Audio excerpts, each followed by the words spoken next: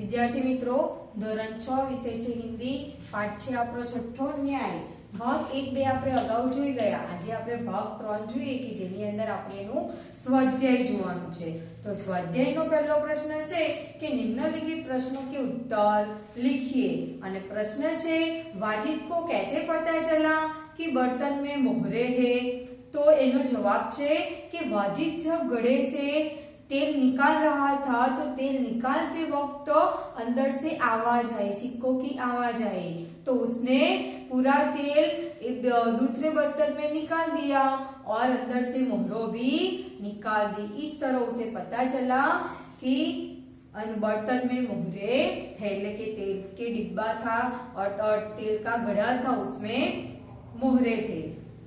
बीजो प्रश्न है अली ख्वाजा और वाजिद के बीच झगड़ा क्यों हुआ। तो अली ख्वाजा जब बगदाद मक्का की यात्रा करने गए थे तब उसने वाजिद के घर घड़ा रखा था अपना तेल और उसमें मोहरे छुपा कर रखा था, और जब वो वापस आकर देखा तो उसमें मोहरे नहीं थी। तेल तो वैसा का वैसा ही था लेकिन उसमें मोहरे नहीं थी और वो वाजिद ने चुरा ली थी। लेकिन वाजिद वो चुरा ली मोहरे थी लेकिन उसका इनकार कर रहा था, इसलिए दोनों के बीच में झगड़ा हुआ। तीसरा प्रश्न है कि खलीफा ने हसन को अपने दरबार में क्यों बुलाया। तो खलीफा एक दिन वेश बदलकर शहर में घूम रहे थे।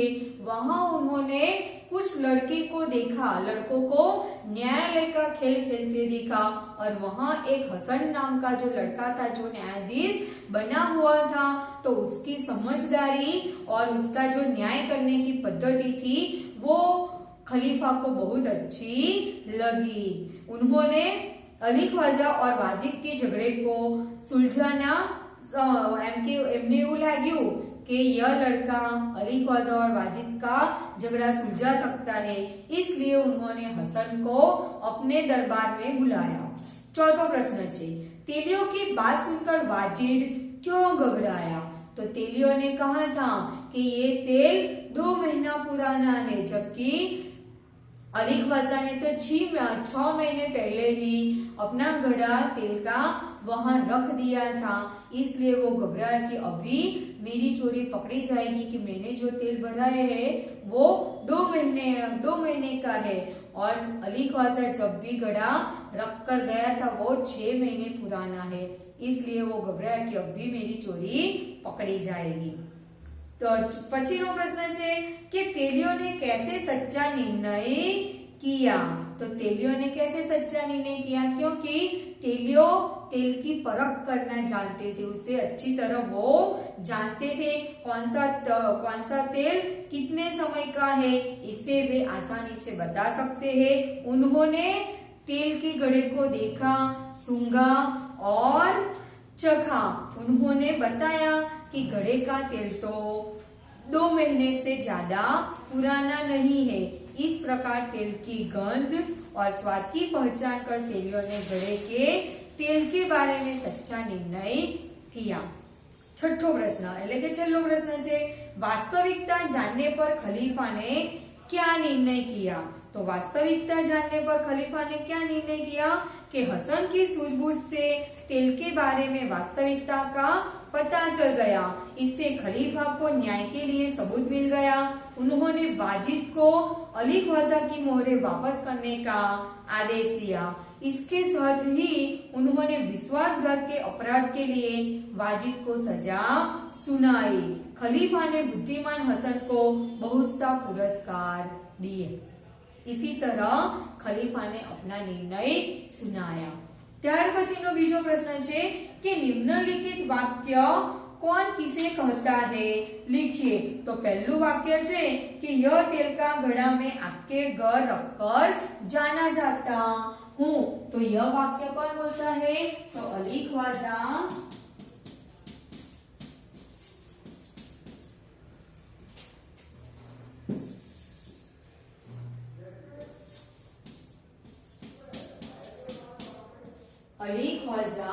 वाजिद से कहता है।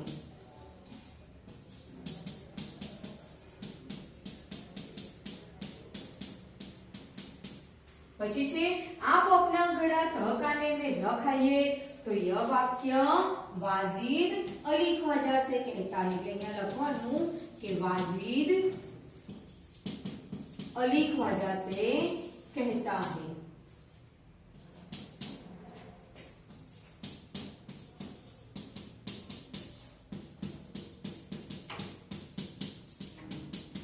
ત્યાર પછી છે आप काजी की अदालत में जाइए, तो यह कौन कहता है, तो लोग अली ख्वाजा को कहते हैं। मैं लखवानू के लोग अली ख्वाजा को कहते हैं। પછી છે आप इसे घड़े की आप इस घड़े की जांच कीजिए, तो यह हसन तेलियों से कहता है, तो हसन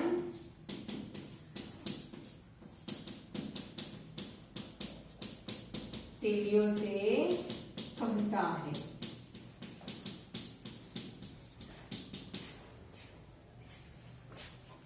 ત્યાર પછીનો છે हुजूर, मैं तो 6 महीने पहले मक्का की यात्रा करने गया था, तो यह वाक्य अली ख्वाजा खलीफा से कहता है।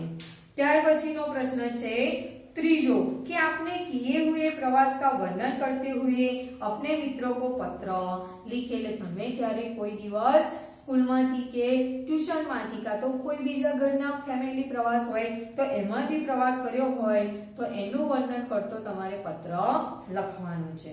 પછી બીજું છે कि क्या तुम्हारे साथ भी कभी कोई ऐसी घटना घटी है कि तुम्हें न्याय के लिए किसी के पास जाना पड़ा हो, उस घटना को विस्तार से लिखिए। अगर आपके घर में यहाँ ऐसी घटना हुई होगी कि आपको न्याय करने के लिए का तो न्याय लेने के लिए कहीं और जाना पड़े, न्यायालय में भी जाना पड़े, का तो दूसरे घर में का तो आसपास के लोगों से पूछना पड़े न्याय के लिए, तो ऐसी घटना हो तो आप लिखना है। फिर क्या है कि कहानी की प्रमुख घटनाओं को क्रम में लिखो कि पूरी कहानी स्पष्ट हो सके। जैसे पहलू छे कि इराक में व्यापारी अली ख्वाजा के पास 1000 सोने की मोहरें इकट्ठा हुई। પછી શું આવે એના પછીનું વાક્ય 500 मोहरे का तेल से भरे घड़े में रखना। પછી उस घड़े को मित्र वाजिद के तहखाने में रख आना और मक्का की यात्रा पर निकल जाना। ત્રીજું वाक्य આવશે कि जरूरत पड़ने पर वाजिद द्वारा घड़े में से तेल निकालना और मोहरों को चुरा लेना। પછી આવે अली ख्वाजा और वाजिद में झगड़ा और खलीफा से न्याय मांगना। एना पछीनो आवशे कि खलीफा भेष बदलकर नगर में निकलना और हसन का मिलना। छठू एवं आवे कि हसन द्वारा तेलियों को बुलाना और मोहरों की चोरी का पता चलना। और सातमू वाक्य एवं आवशे कि अली ख्वाजा को मोहरे वापस मिलना, वाजिद को सजा। ત્યાર પછી પ્રશ્ન 4 છે कि निम्नलिखित कहानी के चित्र एवं वाक्य उलट पुलट दिए गए हैं, उसको पढ़कर कहानी का निर्माण कीजिए और उचित शीर्षक दीजिए। અહીંયા જે ચિત્ર આપ્યું છે તમને કેવા આપ્યા છે? ઉલટ સુલટ છે, એટલે કે કોઈ ઉપર નીચે છે તો એને તમારે એને ફરીથી એ જે ચિત્રો છે એને ક્રમ આપવાનો। તો પહેલો ક્રમ તમે કોને આપશો? તો પહેલો ક્રમ એને આપે કે જે સિંહ છે એ સિંહ સાથે એમ શાંતિથી સૂઈ રહ્યો હતો। ત્યાર પછી ઉંદર છે તો ઉંદર એની ઉપર જો આ ત્રીજા નંબરનું જે ચિત્ર છે એ પહેલા આવશે। ત્યાર પછીનું ઉંદર એની ઉપર એટલે કે જે चूहा था वो शेर के ऊपर दौड़ रहा था, खेल रहा था, वो एनु बीजू आवशे। પછી જે સિંહ છે એ એને જુએ છે, પછી પેલો શિકારી છે એની ઉપર ઝાડ નાખે છે અને ઝાડ પછી એ ઉંદર એને કાપી નાખે છે। એવી રીતના તમારે ક્રમમાં એને ગોઠવીને લખી નાખવાની। ત્યાર પછી જોઈએ પ્રશ્ન 5। तो प्रश्न 5 में છે कि निम्नलिखित वाक्यों में से क्रियावाचक शब्द ढूंढकर उदाहरण अनुसार वाक्य फिर से लिखिए। जो एक उदाहरण आप्યું છે कि राधा ने संजीव को पत्र लिखा। તો એનો શું આવશે જવાબ કે राधा ने किसको पत्र लिखा। પછી છે એક બીજો છે કે અધ્યાપકને બચ્ચો કો કહાની સુનાઈ। તો જવાબમાં આપણે એવું લખવાનું કે બચ્ચો કો કહાની કિસને સુનાઈ। બીજું છે रात को कुत्ते भौंक रहे थे। तो જવાબમાં આવશે कुत्ते कब भौंक रहे थे। वो पटाखे देख रहा था। तो એનું આવશે वो क्या देख रहा था। તો આવી રીતના 6 પ્રશ્ન છે। તો 6 પ્રશ્ન જવાબ આપેલો છે, આપણે પ્રશ્ન બનાવવાનો છે। અહીંયા वो पटाखे देख रहा था, तो कौन पटाखे देख रहा था એવી રીતના તમારે પ્રશ્ન બનાવવાનો। જેવી રીતના रात को कुत्ते भौंक रहे थे, तो कुत्ते कब भौंक रहे थे એવી રીતના તમારે પ્રશ્નો લખવાના। અને છઠ્ઠો પ્રશ્ન છે कि कहानी पढ़िए, उचित शीर्षक दीजिए एवं चर्चा करके प्रश्नों का निर्माण कीजिए तथा उत्तर लिखिए। तो અહીંયા તમને એક કહાની આખી આપેલી છે, ખાલી એનું શીર્ષક આપવાનું છે અને શીર્ષક આપીને પછી એના પ્રશ્નો બનાવવાના છે। તો એ પણ તમારે જાતે બનાવવાના છે। તો અહીંયા આપણે આ પાઠ પૂરો કરીએ છીએ, આપણો છઠ્ઠો પાઠ, અને ભાગ 4 પણ પૂરો થાય છે। તમારે એનું અભ્યાસ સ્વાધ્યાય 2 નોટમાં લખી નાખવાનું।